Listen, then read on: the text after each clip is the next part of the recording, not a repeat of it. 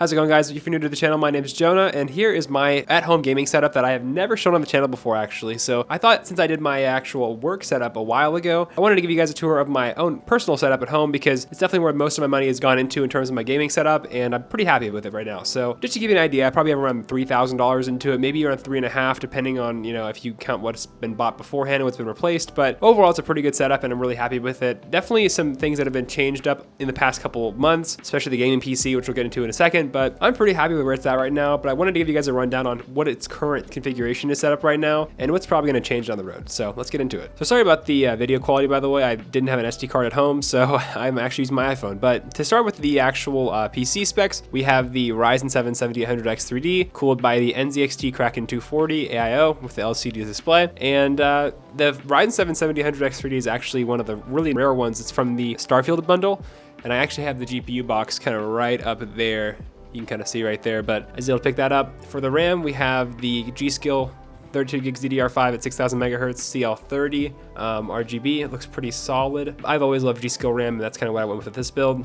And then for the motherboard is a Gigabyte B650 Aorus Elite AX, a really heavy motherboard that's a really nice quality. I should have probably gone X670, but honestly, B650s are pretty solid nowadays, especially with how nice they make these. And then for my GPU, I have the RTX 4070 Ti from NVIDIA. Got 12 gigs of VRAM, and honestly, it plays literally every game I want at max settings. I have no complaints with it, and I've had a really good experience with this PC so far. So just for some extra bling, I added on some black sleeve cables from Asia Horse. Aside from that, that's pretty much my whole build. It's inside the Fractal North, and then the power supply is a Segotep 850 watts. So it's a pretty solid build.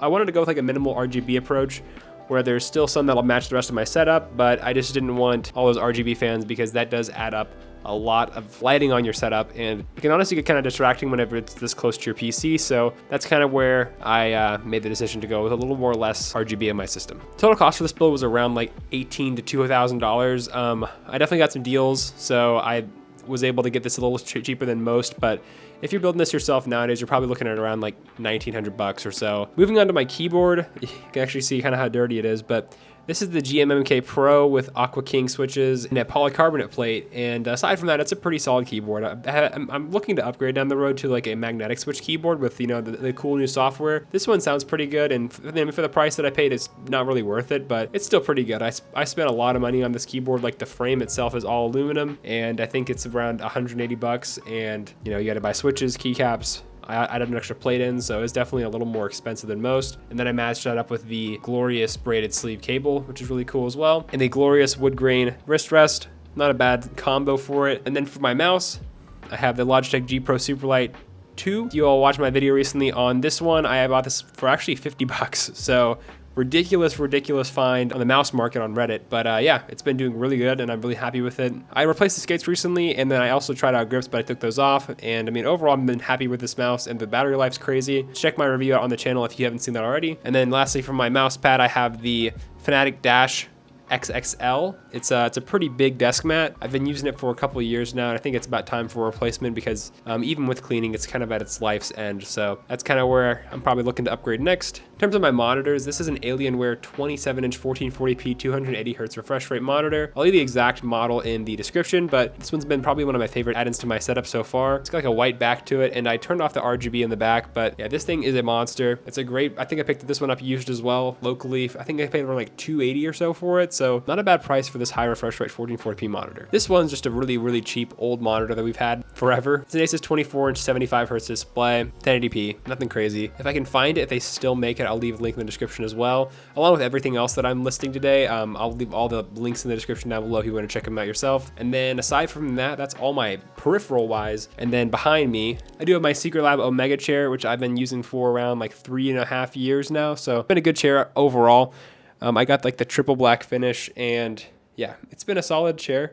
Well, pretty much all the adjustments you could think of, and it's good because I can kind of crisscross my legs and lean back and go really far back if I wanted to. So this one's definitely a higher ticket item on my setup, but I've got my money's worth out of it for sure. So that's gonna pretty much wrap up my actual like peripherals and my components for my setup. Now we're talking about the accessories that kind of make up my whole room as a whole. And starting with the wall here, we have this Etsy find. It's a 350Z metal wall hanging, so it's kind of cool. Matches my 350Z room pretty well. So and then to quickly go over everything at the top here, we got some Funko Pops. Among Us, license plate from Initial D, Polaroids, film, little dude from Japan. Got some more film pictures, plant, all that good stuff. You want to always add some greenery into your setup. It's kind of a nice touch. And then over here is my latest find and purchase. This is on Prime Day actually this year. This is my Nanoleaf lines kit, and I kind of have it set up to like a orange and red kind of gradient right now, so it's kind of hard to pick it up on screen, but this thing gets really bright, and I've been super happy with this. Only downside is the software. I mean, I paid 150 bucks for it, and the only downside was the fact that it just kind of sucks with software. I can't get it to connect at all, so I've never been able to actually program the lights to make it look combined with my setup, but they had this orange to red kind of gradient so far, and I've just been kind of running with that. It's definitely worth a pickup if you want to add some really cool like statement piece into your room. Last thing I almost forgot is my headset. So this is actually given me free by Zach. Shout out Zach. But this is the Philips HXH2. I'll definitely correct myself on the screen here right now because it's not the right name. But if you can see here, this guy right here, the little right earmuff, it came loose and it kind of broke off, but it works perfectly fine. And Zach just gave it to me as a gift, and it's got some wear and tear to it, but these things are really solid. And I got a boom mic attachment onto it as well. I don't normally come with an actual mic, but this mic's been really solid. So that's my current headset setup right now.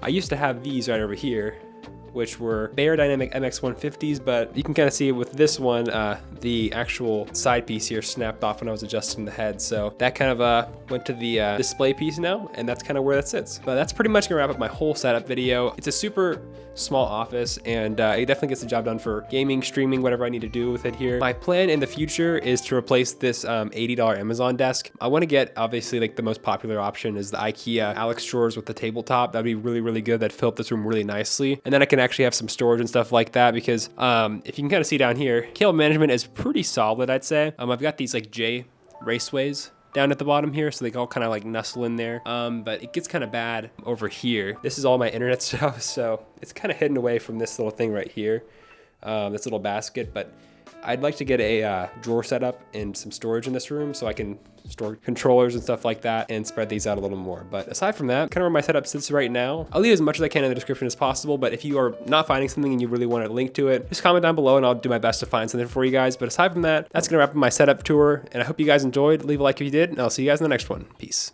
Juno, buddy, say bye to the vlog. That's his way. Bye.